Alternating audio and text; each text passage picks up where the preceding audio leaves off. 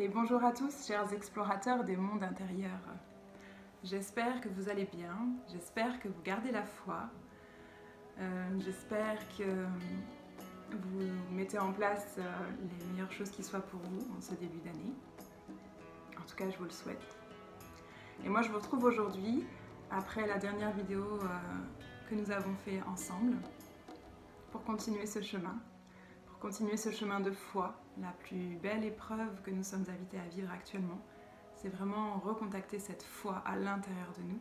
Et c'est le sujet que j'avais vraiment envie d'aborder aujourd'hui parce que hier, beaucoup de personnes étaient dans l'attente de certaines révélations ou de certains actes qui montrent que nous allons vraiment vers un monde qui change, vers une nouvelle réalité qui pourrait rendre notre humanité plus libre. Et moi personnellement, je me sens très sereine par rapport à tout ce qui se passe. J'ai vraiment senti dans mon cœur que quoi qu'il arrive à l'extérieur, en fait, peu importe, parce que ce qui nous demande maintenant, ce que la vie nous demande aujourd'hui, c'est d'incarner pleinement cette foi.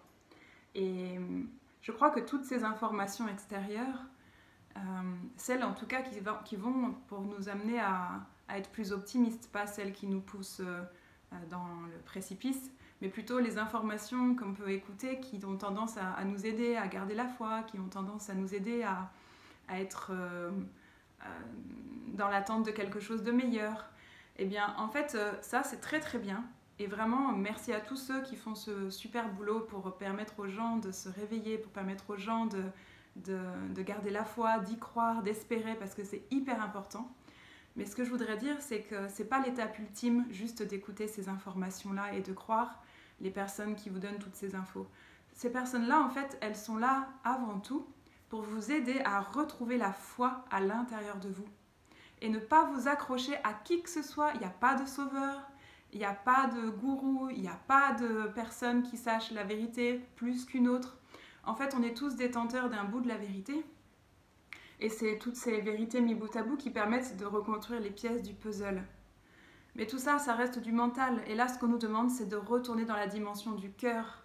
Le plus important aujourd'hui, c'est vraiment de retrouver la foi, parce que c'est en étant dans la foi qu'on peut sentir à nouveau ce lien d'appartenance les uns avec les autres, qu'on peut à nouveau sentir qu'on est tous un, aussi bien sur Terre que dans l'univers.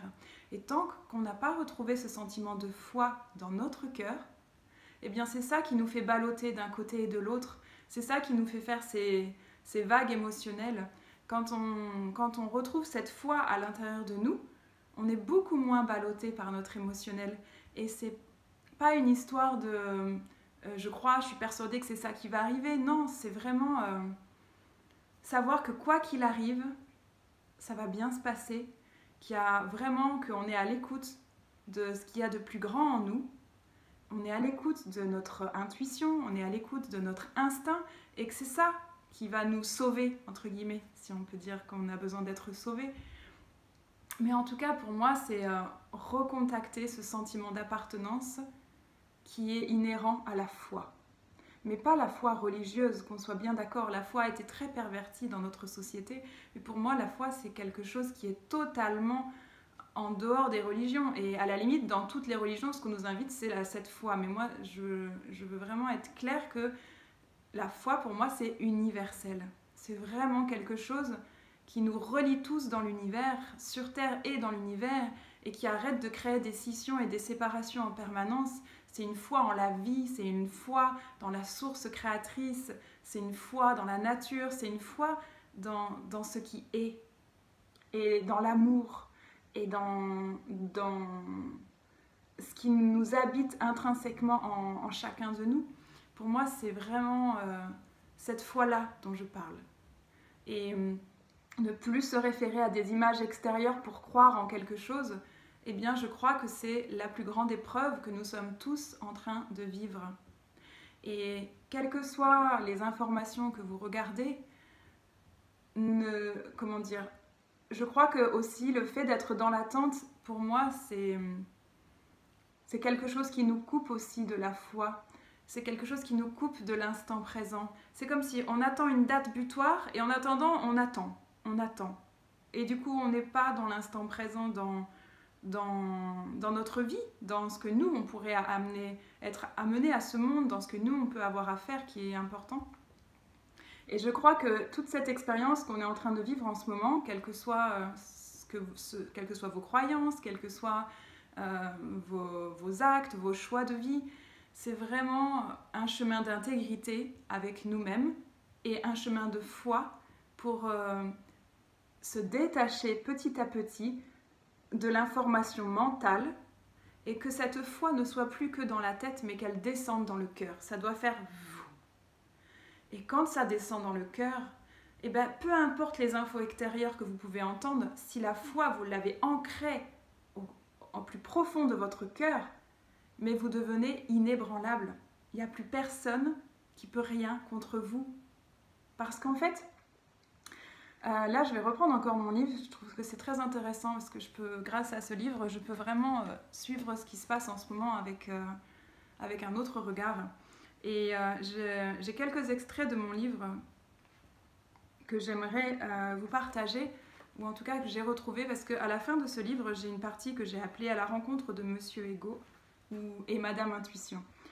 Dans ce partage, dans le livre Monsieur Ego, pour moi, c'est toute la partie de notre hémisphère gauche, c'est la partie qui sait, c'est la partie qui est toute l'expérience de notre passé, tout ce qui nous permet aussi de structurer, enfin voilà, c'est vraiment le monde de l'ego, du côté rationnel, scientifique et carré, qui règne aujourd'hui sur notre terre, et le monde de Madame Intuition, et j'aime bien mettre le Madame comme une âme, avec un accent circonflexe sur le A, parce que pour moi c'est le monde qui nous relie à tous les possibles. C'est par cet hémisphère droit, par le cœur, que nous pouvons vraiment accéder à ce monde de Madame Intuition, et c'est le champ des possibles qui s'ouvre en fait. C'est toute la connaissance qui nous vient naturellement de l'univers ou spontanément les choses qui nous sont envoyées intuitivement.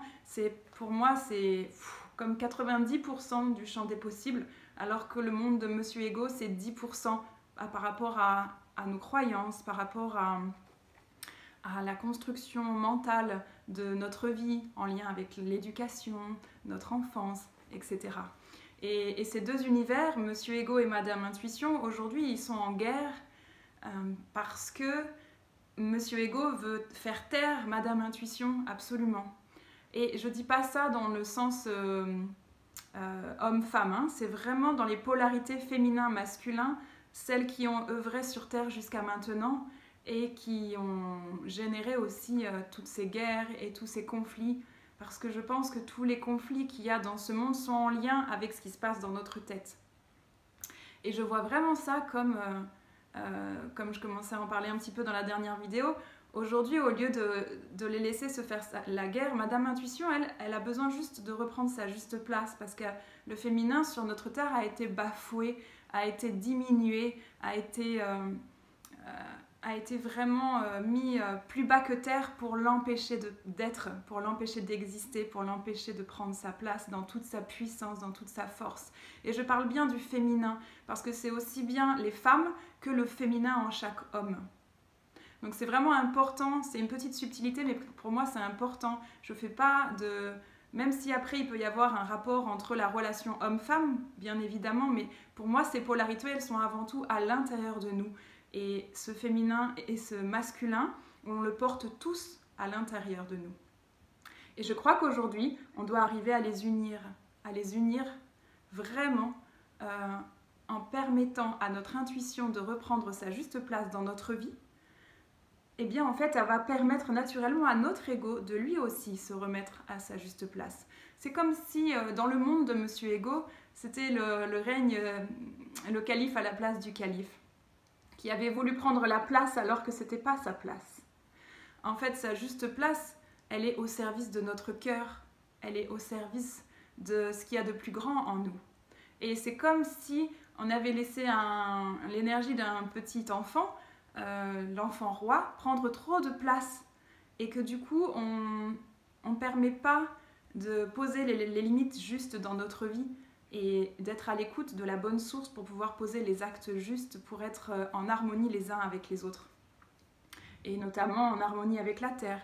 Au lieu d'utiliser en fait tous nos potentiels divins qui nous viennent intuitivement au service de l'humanité et au service de la Terre, eh bien tout a été perverti pour détruire à la fois la Terre et notre humanité. Donc aujourd'hui, c'est à chacun de nous, pour moi, de vraiment aller recréer cette harmonie en nous, laisser la place à notre intuition, écouter plus notre cœur. Et la foi, eh bien, la foi, c'est ce que tu... En fait, elle se situe... Dans le livre, j'en parle, donc ça va faire un peu trop si je lis trop de choses de mon livre. Donc je vous invite vraiment à découvrir ce livre, Hymne à l'intuition, que j'ai écrit donc, il y a quelques années déjà, mais qui est vraiment d'actualité et qui permet vraiment de comprendre ce qu'on vit en ce moment. Notamment, il y a un petit extrait que j'aimerais juste partager et après, je vous invite à le regarder pour approfondir. Parce que j'ai fait ça de manière très simple. Moi, je ne suis pas une scientifique, je ne suis pas là pour vous parler de choses scientifiquement prouvées. J'ai fait des petites recherches et j'ai eu envie de synthétiser tout ce que j'avais trouvé pour vous donner des pistes de réflexion, pour permettre de comprendre un peu mieux. Et aujourd'hui, on voit qu'on en est pleinement là, en fait. À un moment donné, dans le livre, je vous le cite, je retrouve également une théorie intéressante sur les codes du langage non-verbal de notre cerveau primitif, très important dans les relations humaines, mais qui serait très recherché pour conditionner ou programmer un individu, notamment à travers les écrans. Et là, on voit vraiment que c'est ce qu'on est en train de vivre. Beaucoup de gens actuellement sont sous hypnose à travers les écrans de télévision et ils sont persuadés d'une vérité qui est transmise à travers les écrans et ils sont totalement déconnectés de leur propre vérité. Et je pense que pour remettre de l'ordre dans tout ça, eh bien déjà c'est remettre du bon sens. Et si on remet du bon sens, ben, il y a des choses où on voit bien que c'est pas cohérent. Et c'est là où on peut se poser les bonnes questions. Mais c'est à chacun de faire ce chemin-là. Dans ses études, il révèle que les ondes cérébrales émises lorsque l'on regarde un film ou la télévision seraient similaires à celles de nos rêves. Je vous laisse deviner où le rêve prend sa source. Eh bien oui, dans le cerveau primitif. En réalité, les images en continu coupent et empêchent la réflexion et la communication. Ce déversement perpétuel de programmes va alors créer une adhésion immédiate et engendrer le silence. Marie-Josée Manzin explique ce mécanisme. Quand on est privé de la possibilité de faire la différence entre ce que l'on voit et ce que l'on est, la seule issue est l'identification massive, c'est-à-dire la régression et la soumission. Et c'est ce qui se passe aujourd'hui avec le port du masque, avec l'acceptation des distanciations sociales, avec l'acceptation de toutes les mesures sans broncher. Et bien en fait, en réalité, c'est en lien aussi avec ce qui se passe dans ce mécanisme d'hypnotisation en fait de notre mental humain, tout simplement. Je vous donne une petite image rapide pour que vous puissiez visualiser.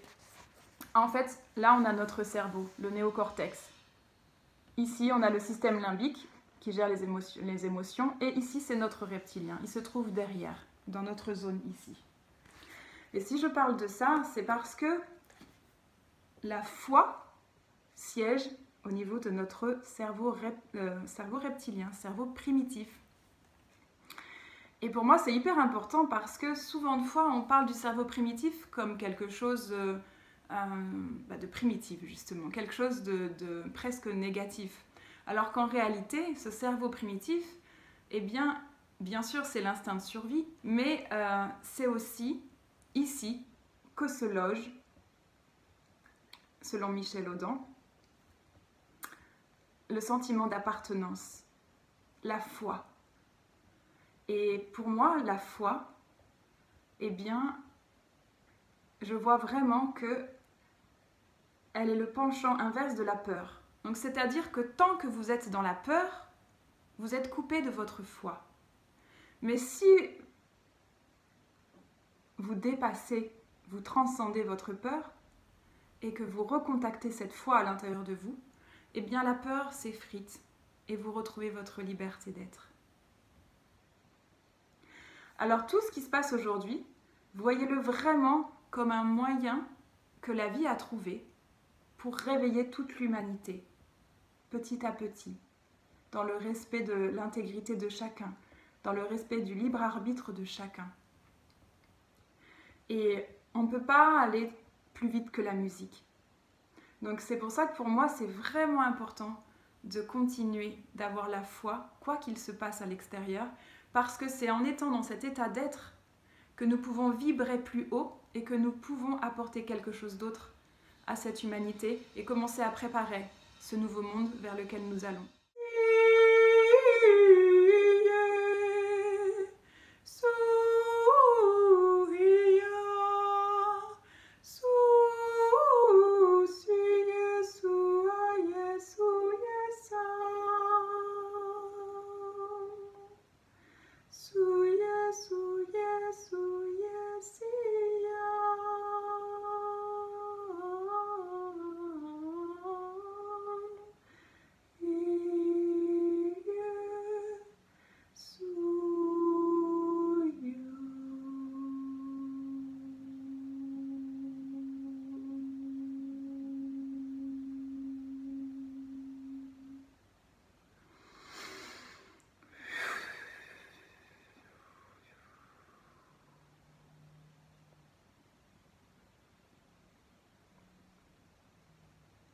Merci à tous. Gardez la foi. De belles choses nous attendent, quelles que soient les traversées. Je vous aime.